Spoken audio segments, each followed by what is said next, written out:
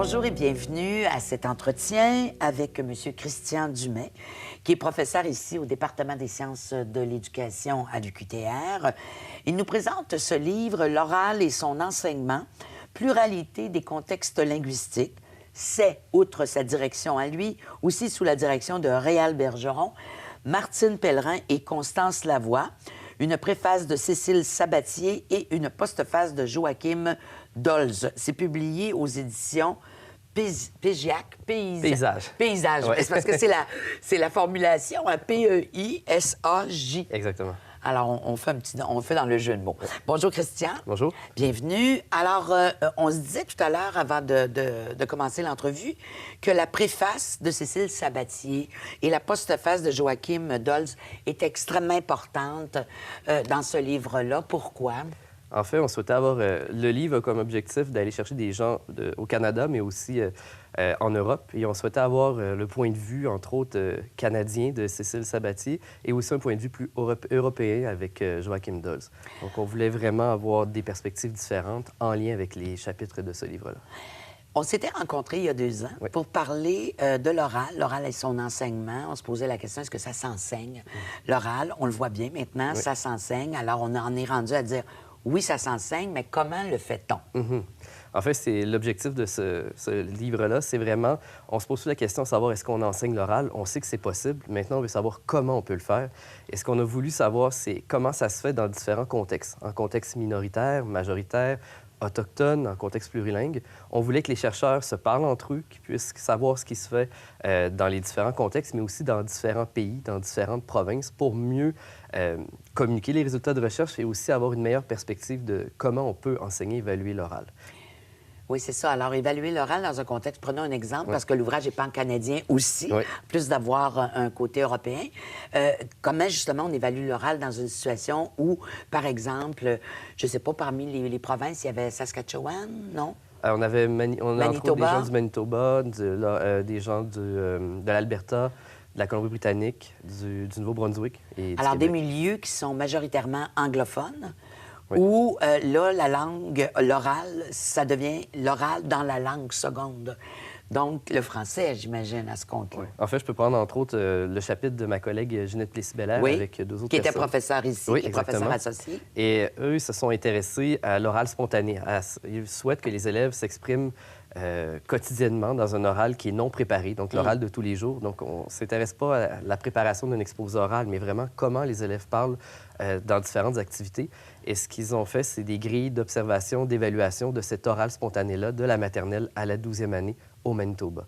Donc, on change un peu de perspective. On ne s'intéresse plus à le fameux oral préparé de 5 minutes où on donnait des consignes, mais on est aussi dans une perspective, dans une perspective maintenant d'évaluer, d'observer, d'enseigner cet oral qui est plus spontané, qui est au jour le jour.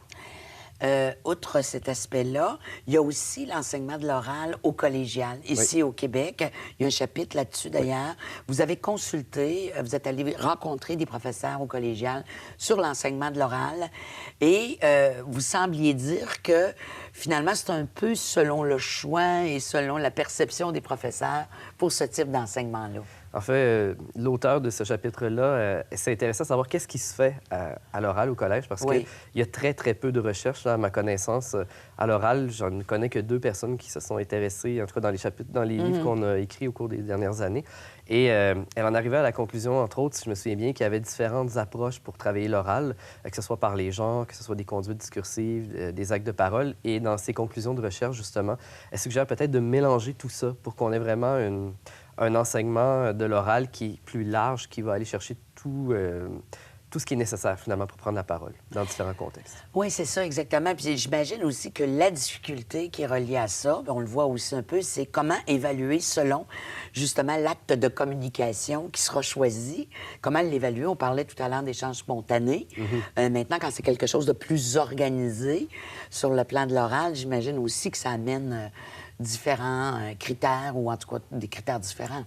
Oui, bien, en fait, il y a toujours le principe, puis je pense que c'est respecté dans la plupart des chapitres de ce livre-là. On évalue ce qu'on a enseigné. Donc, il y a un enseignement qui est nécessaire.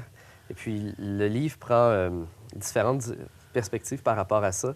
Que ce soit du préscolaire à aller jusqu'à l'université, on s'intéresse à savoir comment on enseigne cet oral-là pour pouvoir l'évaluer à partir de ce qui est enseigné. Donc, on souhaite s'éloigner du j'enseigne des éléments que j'ai choisis au hasard, mais vraiment, j'évalue que ce que j'ai enseigné pour que ce soit cohérent tant pour les élèves que pour l'évaluateur. Oui, parce que souvent, ce qu'on remarque, on en avait déjà discuté, c'est qu'ils arrivent souvent, ils ont été évalués à l'oral toute leur vie, du primaire au secondaire, mais ils ont été évalués, mais ils n'ont pas appris à faire de l'oral.